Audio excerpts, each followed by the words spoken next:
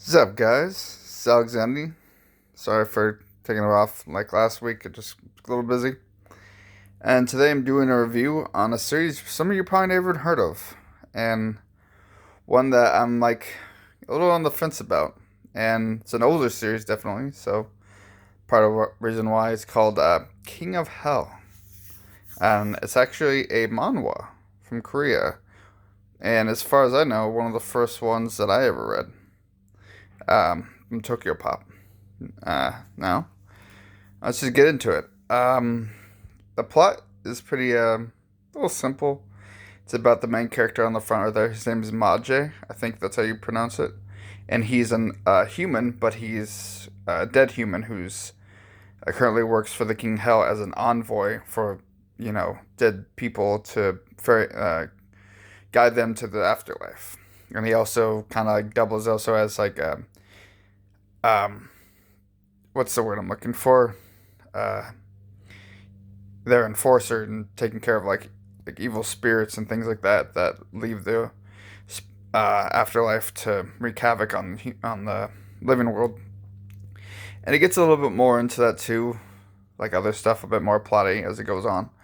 But I've only read I only own the first four volumes, and I've read up a bit further than that. I think I read up to 9 last time I recall.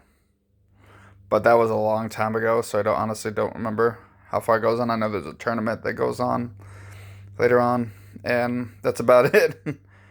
But so I'm just gonna tell you what I know from the first four volumes and stuff like that.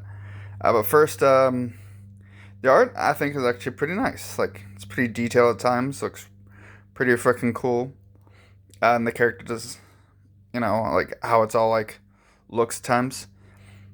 Sometimes though it does look a little like, at least design wise, a little, you know, uninspired for me. But it does look pretty cool. At other times, like it's a weird in between. Like for me personally, some of it just is a little lacking. But the details in it at times are pretty freaking cool. From like I guess I like the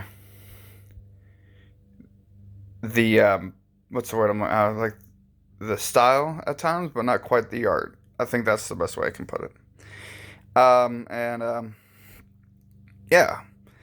And as far as like because it's kind of like more for action 40 series, like there's not much of a plot. Just about a guy trying to who's having a kick messing with humans, and because Kamaje kind of character is this very snooty and full of himself, and because he looks just like a kid, but there's more to him than that.